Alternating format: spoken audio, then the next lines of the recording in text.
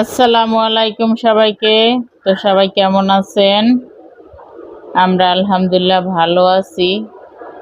ভালো আছি এটা না বলে কোনো উপায় নাই, কারণ অসুস্থ 1 মাস 10 দিন। আজকে কয়দিন ভিডিও বানাইতে পারিনি অসুস্থর কারণে। অনেক দিন হয়েছে ভিডিও দেই না, ভাবলাম আজকে একটা ভিডিও বানাই যেভাবেই হোক। হাত পা সব ফুলে গেছে, আবার ফুলছে, আবার ব্যথা শুরু হয়েছে। এত পরিমাণে ব্যথা, হাত পা সব অবশ হয়ে গেছে। এই সব নিয়েও রান্না করছি, কিছুই করার নাই। 4 জন মানুষ। এখন তো অবশ্য দুপুর 1:30। টাইমটা বলার একটাই কারণ, দেখেন আমার বাসার পরিবেশ, বিছনাদারি কি অবস্থা। আমি এখনো গোছাইতে পারিনি। বাচ্চা মাদ্রাসা থেকে আনছি অনেক কষ্ট করে। আর যেহেতু হাজবেন্ডের গার্মেন্টসের চাকরি, টাইম টু টাইম যাওয়া আসা। ডাল ভুনা করছি, এখানে পাতলা ডাল রান্না করিনি, ডাল গুড়তে পারি না দেখে ভুনা রান্না করছি। আর করছি উস্তা ভাজি। উস্তাগুলো যে এত কষ্ট হয়েছে কাটতে,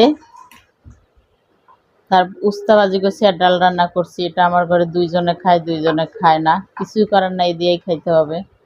মাছ যে রান্না করব সেই পরিস্থিতি পরিবেশ আমার নাই। তো কবে সুস্থ হব একমাত্র আল্লাহ পাকই জানে, আল্লাহ ছাড়া কেউ জানে না যে আল্লাহ কবে সুস্থ করবে বা কবে সুস্থ হব। আসলে অসুস্থ হওয়ার পরে বুঝতে পারছি, মানুষ যখন অসুস্থ থাকে তখন, আগে যে সুস্থ থাকে তখন সেই সময়টা ফিল করে যে ওরকম সুস্থ হতে পারতাম। আমার কাছে এখন এরকম লাগে, মনে হয় কি মানুষ যেরকম 1 সপ্তাহ ভাত না খেলে পাগল হয়ে যায়, আমার কাছে ওরকম লাগতেছে যে আমি যদি আবার আগের মতো একটু সুস্থ হতে পারতাম, ওরকম করে হাঁটতে পারতাম, ওরকম চলতে পারতাম। আমার কাছে এরকম মনে হয় বারবার। কিন্তু আল্লাহ তো সুস্থ করতেছে না, 1 মাসের উপর হয়েছি অসুস্থ।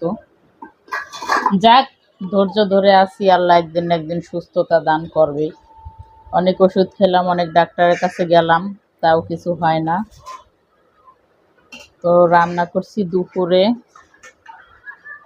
এই আজকের খাবার, কিছু করার নাই। বিসমিল্লাহ।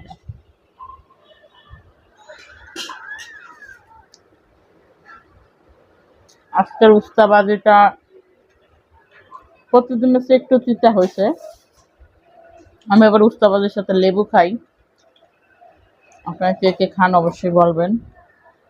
যদি একটু হালকা তিতা, একেবারে হালকা, তারপরও খেতে খুব ভালো লাগতেছে।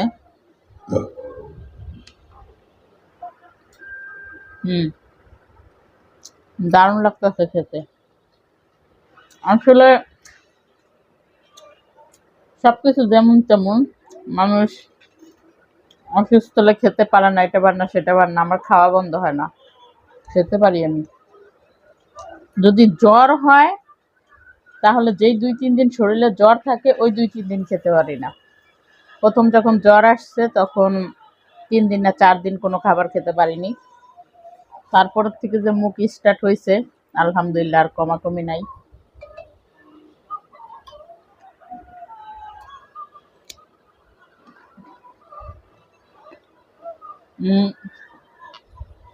উস্তা ভাজির সাথে লেবু খেয়ে দেখবেন আপনারা, খুবই টেস্ট।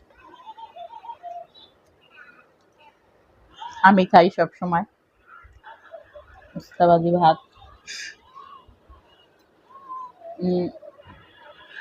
এটা আছে শুটকি। শুটকি রান্না করছিলাম আরো 4-5 দিন আগে, তা একটু আছে। শুটকিটা অনেক মজা হয়েছে। আপনাদের সাথে এই রেসিপি আমি অবশ্যই শেয়ার করব, আল্লাহ পাক যখন সুস্থ করবে তখন। এখন তো অনেক কষ্ট হয় রান্না করতে।